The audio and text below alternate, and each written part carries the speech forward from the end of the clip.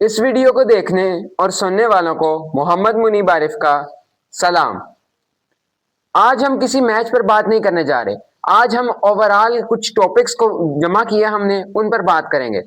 वो टॉपिक्स कुछ ये हैं कि बाबर आजम पर फाइन हुआ, जो लास्ट वीडियो रिव्यू में मैंने बात की कि हम जाके आगे जाके बात करेंगे, लेकिन पाकिस्तान की परफॉर्मेंस इतनी ही अच्छी थी कि हम लोगों को जरा भी टाइम ना मिला। उसके बाद हम बात करने जा रहे हैं आगा जी का क्या फ्यूचर है in T20 as a captain. Daryl Mitchell New Zealand के नंबर 1 बैटर बन चुके हैं आईसीसी रैंकिंग में ओडीआई के। उसके साथ साथ इंडिया वर्सेस ऑस्ट्रेलिया जो माइटी 2000 जो कि उसके साथ साथ इंडिया वर्सेस ऑस्ट्रेलिया जो कि आईसीसी वर्ल्ड कप 2023 में फाइनल हुआ था। ऑस्ट्रेलिया ने इंडिया को इंडिया में हराया था, उस पर कुछ बात करेंगे क्योंकि वो आज ही के दिन हुआ था। उसी के साथ साथ अंडर 19 वर्ल्ड कप होने जा रहा है जनवरी 2026 में, उस पर बात करेंगे क्योंकि उसके स्केड्यूल भी ऐलान हो चुका है। हसनात अख्तर, क्या हाल है आपका? अस्सलाम वालेकुम जी, मैं बिल्कुल ठीक ठाक हूँ। आप कैसे हैं? अल्लाह का शुक्र है। हसनात, शुरू करें आज की वीडियो? बिल्कुल जी, शुरू करें जी। एक मजे की चीज है, बड़े अरसे बाद हम इस किसी आम टॉपिक पर बात करने जा रहे हैं, वरना मैच इतना जरा रेगुलर चल रहे थे मैचेस। ज़ाहिर है पाकिस्तान के मैच बिल्कुल उन्होंने रखे हुए थे रात को, सुबह आंख खोलो तो पता लगता था कि दोबारा सुबह मैच है, तो जरा ब्रेक आया, अच्छी बात है थोड़ी। सही है सर, पहले बात कर लेते हैं जी कि बाबर आजम को जो आपने थर्ड ओडीआई हुआ था श्रीलंका के खिलाफ, उसमें फाइन हुआ था। बात ठीक है, बाबर आजम पर फाइन बनता था, सही चीज पे हुआ था, लेकिन बात यह है कि अगर ये काम मतलब आपने फाइन करना है, बिस्मिल्लाह करें, बाबर ने अपनी गलती मानी। लेकिन मैं कह रहा हूं कि फिर बुमराह पर आप फाइन क्यों नहीं करते या उस पर कोई क्यों नहीं बैन करते? उसकी भी तो गलती थी ना, उसके साथ क्या कहते हैं जो उसने बबूमा को किया था, उस पर हम बात कर चुके हैं। लेकिन पॉइंट ये है कि डबल स्टैंडर्ड्स क्यों हैं? देखें, बाबर पे जो फ़ाइन हुआ वो तो होना ही था क्योंकि पाकिस्तानी था, तो वो तो पता ही था हमें। वैसे मुझे पता नहीं लगा मैच के दौरान कि उन्होंने ऐसा कुछ किया, मुझे बाद में ख़बर मिली।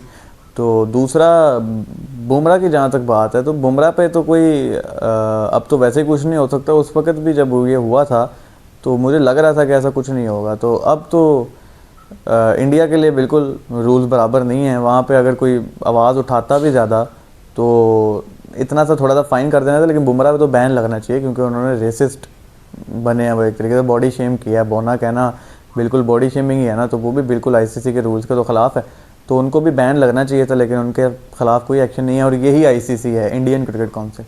बिल्कुल ऐसा ही है। अच्छा सर, आपकी बात से मुझे याद है, आपने कहा कि अब काफी टाइम हो गया तो बैन नहीं लग सकता। हारिस रऊफ पे भी बैन एशिया कप में कितना अरसा बाद लगा था? देखिए, मैंने कहा है ना कि यही आईसीसी है, ये यहाँ पे कभी भी कुछ भी हो जाता है। हारिस रऊफ पे बैन लगाया था उन्होंने, तो ऐसा ही है। इसमें पाकिस्तान के लिए रूल्स अलग हैं और बाकी टीमों के लिए अलग है, और इंडिया के लिए बिल्कुल ही अलग है। बिल्कुल ऐसा ही है सर, लेकिन ये मतलब आप ओवरऑल की एक काउंसिल ही चला रहे हैं ना, एक क्लब चला रहे हैं एक तरह का। आपके क्लब में ये मुख्तलिफ वर्ल्ड की दुनिया की टीमें आती हैं, तो फिर आपको तो एक तरह न्यूट्रल होना चाहिए। आप ये क्या चबलें कह लें और हम क्या कह सकते हैं इन्हें? उधर सर उनके चेयरमैन ही जब आपने इंडिया के रखे हुए हैं, वो पॉलिटिशियंस को तो आप लोग उसमें लेके आए हुए हैं, चेयरमैन बनाया हुआ है आपने आईसीसी का। ज़ाहिर है जो इंडियन गवर्नमेंट का बंदा है, पॉलिटिकल बंदा है, उसने तो पाकिस्तान के अगेंस्ट ही चीज़ें करनी है ना। तो इसमें आईसीसी के भी जो पीछे बड़े हैं उनको भी देखना चाहिए कि पॉलिटिशियंस को आप मत लेके आएँ इसके अंदर। आईसीसी का चेयरमैन बनाया हुआ है, वैसे तो कोई गोरा ही होना चाहिए, क्योंकि जब आप किसी इंडियन या पाकिस्तानी को बनाते हो तो ये पता होता है आपको कि वो बायसनेस दिखाएगा। तो ये आईसीसी की अपनी गलती है और ये गलतियां आगे भी होती रहेंगी, ये सही नहीं हो सकती कभी। सही है सर। सर इसी के साथ साथ डैरल मिचेल जो न्यूजीलैंड के बैटर हैं, वो number 1 batsman of the ODI बन चुके हैं आईसीसी रैंकिंग में। आप जरा उनके ऊपर क्या बात करना चाहेंगे कि किस तरह के आपको बैटर लगते हैं? बात कर लें जरा। डैरल मिचेल एक बड़े ज़बरदस्त प्लेयर हैं, और अगर आज की डेट में न्यूजीलैंड की टीम के पास कोई एक स्टेबलाइज्ड बैटर है केन विलियमसन के बाद, तो वो डैरल मिचेल है, क्योंकि बड़ी कंसिस्टेंट परफॉर्मेंसेस भी दिखाते हैं। 2023 में मुझे याद है सेमीफाइनल के अंदर न्यूजीलैंड 400 चेस कर रहा था और डैरल मिचेल ने तकरीबन अपनी टीम को बेड़ा पार लगा ही दिया था। बट उसके बाद ऑब्वियसली केन विलियमसन को साइड से क्रैम्प पड़े और डैरल मिचेल एक चांस लेते हुए आउट हो गए। बट एक फाइटर प्लेयर हैं और बड़े ज़बरदस्त प्लेयर हैं, और वो नंबर 1 आए हैं ओडीआई में, तो कुछ तो उन्होंने किया है। क्योंकि न्यूजीलैंड, इंग्लैंड वगैरह से कोई प्लेयर अगर नंबर 1 रैंकिंग में आए वाइट बॉल में, तो इसका मतलब उन्होंने कुछ स्पेशल किया, क्योंकि वो रैंकिंग में आपको नज़र नहीं आते। तो ये एक बड़ी अच्छी चीज़ है न्यूजीलैंड के पॉइंट ऑफ व्यू से। बिल्कुल ऐसे ही है सर। इसी के साथ साथ आईसीसी अंडर 19 वर्ल्ड कप का स्केड्यूल ऐलान हो चुका है।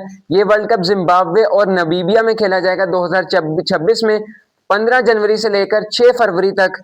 सर बड़ी मजे की चीज है, कोई है पहले कभी भी नहीं हुई। ये ब्रॉडकास्टर शायद इस पे एहतजाज शुरू कर दें। सर ग्रुप स्टेजेस के जो मैचेस हैं ना आगे, वो जैसे अब एशिया का वाला स्केड्यूल है, शायद उसमें आके आ सकता है A2 A-D वैसे कोई हो तो उसमें आ सकता है इंडिया वर्सेस पाकिस्तान। लेकिन जो फिलहाल जो ग्रुप स्टेजेस ऐलान हुए हैं उसमें इंडिया वर्सेस पाकिस्तान है ही नहीं। ये जी बड़ी अजीब सी चीज़ है और सही है। मैं तो नहीं समझता कि इंडिया पाकिस्तान होना चाहिए, क्योंकि ड्रामेबाजी वहाँ पे इतनी होती है, हाथ नहीं मिलाते और इधर उधर की हरकतें, पॉलिटिक्स इन्वॉल्व हुई हुई है। तो अच्छी चीज़ है, लेकिन मुझे लगता है कि जो अगला राउंड है ना उसके अंदर इनका आमना सामना हो ही जाएगा, क्योंकि ऐसा हो नहीं सकता कि आईसीसी ने ऐसा डिज़ाइन ना किया हो शेड्यूल कि उसमें इंडिया पाकिस्तान हो ही ना। एक आधा मैच तो हो गई, लेकिन जो एक ग्रुप में नहीं है वो मेरे ख्याल से सही चीज़ है, क्योंकि कितना देखें हम लोग, क्योंकि जो पॉलिटिक्स इन्वॉल्व हुई हुई है, जब तक ये सही नहीं होती तब तक इनको आपस में खेलना भी नहीं चाहिए। बिल्कुल सर, एक सवाल मैं यह करना चाहूंगा, वुमेन ने वर्ल्ड कप जो हुआ था उसमें तो हाथ नहीं मिलाए थे, क्या इस दफा मिलाए जाएंगे? क्योंकि आज से पहले जितने भी अगर मेन में नहीं हाथ मिलाए गए तो वो आईसीसी के अंडर टूर्नामेंट्स नहीं थे। पता नहीं है तो मुझे नहीं पता, लेकिन वो ज़ाहिर है प्लेयर्स के ऊपर ही होता है। अगर वो नहीं मिलाएंगे तो नहीं मिलाएंगे। इंडियन बोर्ड के पास वैसे भी इतना पैसा है कि वो फ़ाइन अफोर्ड कर लेंगे, लेकिन पाकिस्तान से हाथ नहीं मिलाएंगे, क्योंकि क्या अब मैं बात करूँ आगे। सर अब आ जाते हैं हम आगा के फ्यूचर पर। आगा T20 में मुसलसल फ्लॉप हो रहा है, और अगर टीम जीत भी रही है ना, मैं आगा की इंडिविजुअल बात कर रहा हूं तो वो तो फ्लॉप हो ही जा रहा है। अगर टीम जीत भी रही है, फंस फंस कर जीत रही है, और कोई खास उस तरह हमें, जैसे अब ओडीआई में हमें 2 सीरीज में नजर आया है ना कोई टीम है, ये उस तरह कुछ हमें नजर नहीं आ रहा। देखें आगा जी जो हैं वो, उनका फ्यूचर मुझे तो ख़तरे में ही लगता है T20 का, क्योंकि कंसिस्टेंट फेलियर्स के ऊपर एक कैप्टन खेल जाए वो बड़ा मुश्किल होता है कि वो खेले, क्योंकि फिर कैप्टन या तो सरफराज अहमद जैसा कैप्टन हो ना, जो लीडर हो बहुत बड़ा। ना इनकी कैप्टनसी कोई ख़ास है, ना इनकी गेम को ख़ास है T20 के अंदर। तो आगा का फ्यूचर मुझे ख़तरे में लग रहा है, क्योंकि पाकिस्तान है तो पाकिस्तान में तो हो जाता होता है ऐसे कि वर्ल्ड कप से फ़ौरन पहले कैप्टन चेंज हो रहा है। ये आपकी लास्ट सीरीज़ है बाय द वे, इसके बाद ऑस्ट्रेलिया ने आना है फरवरी में जाके। वो एक तरीके से वर्ल्ड कप की वार्म अप सीरीज़ होती है, जो वर्ल्ड कप से बिल्कुल पहले सीरीज़ होती है ना, कि उस सीरीज़ के 4-5 दिन बाद 6 दिन बाद वर्ल्ड कप शुरू हो जाएगा। तो वो तो वही टीम खेलेगी जिन्होंने वर्ल्ड कप में जाना है। तो ये लास्ट सीरीज़ है और मुझे लगता है इसके बाद हेडक्वार्टर्स बैठेंगे और आगा के ऊपर डिस्कस करेंगे। अगर इस ट्रायल सीरीज़ में भी वो बिल्कुल ही फेल हो गए, जो कि फेल ही हो रहे हैं वो, तो मुझे सही नहीं लग रहा आगा का फ्यूचर। अब आगे देखते हैं क्या होता है, क्योंकि आगा अगर कैप्टनसी से हटेंगे तो वो टीम से भी बाहर जाएंगे। कोई इतना स्पेशल प्लेयर तो है नहीं कि उसको T20 में रखें आप। फिर आप ये मुझे पहले बता दें कि आगा को फिर रिप्लेस कौन करेगा?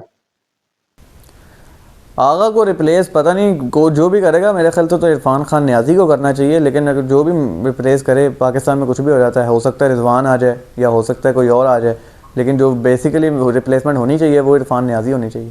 सर एक सवाल मैं ये यहाँ करना चाहूंगा कि अब हमने कप्तान तो बना दिया है, चाहे मुसलसल फेलियर आ रहा है नहीं आ रहा, एक बड़ा टूर्नामेंट होने जा रहा है, T20 का सबसे बड़ा टूर्नामेंट है, करीब खड़ा है हमारे पास, तो हमें अब इसी कप्तान को बैक नहीं करना चाहिए? अब ये ना हो कि मतलब आपने कहा कि आखिरी सीरीज है, फिर फरवरी में हमारे पास एक सीरीज है, तो फिर तो अगले कप्तान के पास तो तैयारी का मौका ही नहीं मिलेगा। और अगर हम वर्ल्ड कप में बुरी परफॉर्मेंस आ गई तो कप्तान कह देगा मुझे तो कोई पता ही नहीं था, और हल्ला खैर सला। पाकिस्तान में यही होता है कि आगे जो कप्तान बनता है वो सीधी सीधी बात करता है कि जी सर मुझे तो टाइम ही नहीं दिया तैयारी का। तो वैसे तो आगा को ही रहना चाहिए, लेकिन आगा को वर्ल्ड कप में जाने के लिए कुछ करना भी तो पड़ेगा ना। वो बिल्कुल ही एक वीक लिंक है, टीम का वीक लिंक है आगा के। 4 नंबर पे आगा जी आते हैं, या तो हमें पता होता है कि ये डीप ले जाएंगे, स्लो खेलेंगे, या हमें पता होता है कि ये शुरू में आउट हो जाएंगे, बीच में कुछ भी नहीं है। तो आगा एक वीक लिंक है टीम के। तो आगा को चाहिए कि या तो अपनी गेम के अंदर कुछ चीज़ें लाएं, शॉट्स लाएं, या एक एंकर इनिंग खेल देना।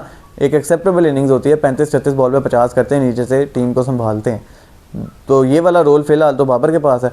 तो आगा जी को या तो अपनी गेम अच्छी करनी पड़ेगी। अगर वो इसी तरह फेल हो गए पूरी सीरीज़ में तो मुझे लगता है वो कैप्टनसी से हट जाएंगे, और आगे शदाब ने आना है तो शदाब कैप्टन बन जाए, कोई पता नहीं वाइस कप्तान है टीम के वो भाई।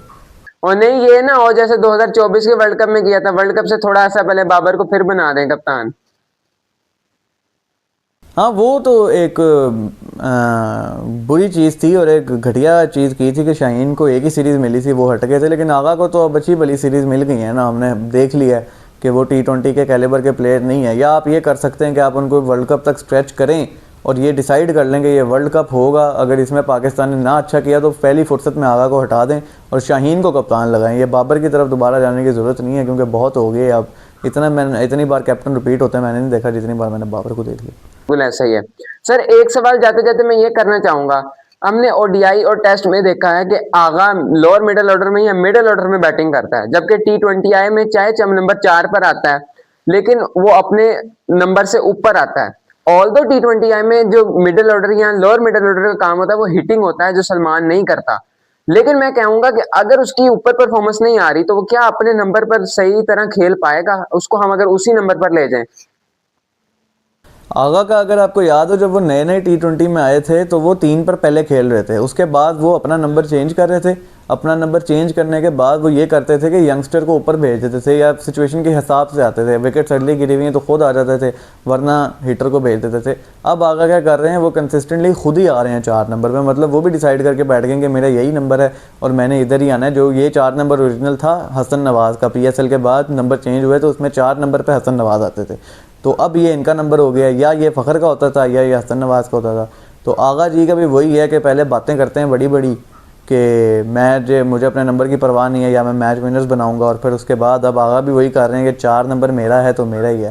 तो आगा को सिचुएशन के हिसाब से बैटिंग करनी चाहिए कि अगर आपकी विकेट सडनली गिरी है तो फिर बेशक खुद आ जाएँ, लेकिन अगर आपकी विकेट सडनली नहीं गिरी और अच्छा स्टार्ट मिल गया ऊपर से तो फिर आपको आगे गेम स्लो करने की ज़रूरत नहीं है। एशिया कप में भी यही किया उन्होंने, सुपर 4 वाले मैच में हारिस को भेजा ही नहीं बैटिंग करने के लिए, वो आए तो गेम स्लो हुई, वो और हुसैन सलत, याद कीजिएगा इस मैच में।